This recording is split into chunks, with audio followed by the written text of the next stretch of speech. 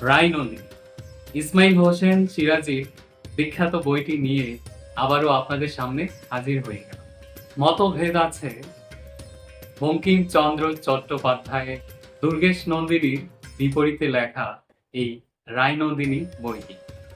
সেদিকে না যাই, বইটি পড়ে আমার কাছে মনে হয়েছে মানুষ তার প্রয়োজনে ধর্মের যে অপব্যাখ্যা করে সেটি বইটিতে উপস্থাপিত হয়েছে।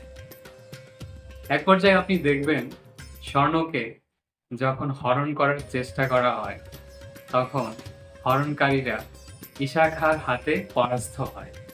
তখন ইশাখা জিজ্ঞেস করে, তোমরা জানো না পরকন্যাকে হরণ করা অন্যায়, এটা ধর্ম বিরোধী কাজ?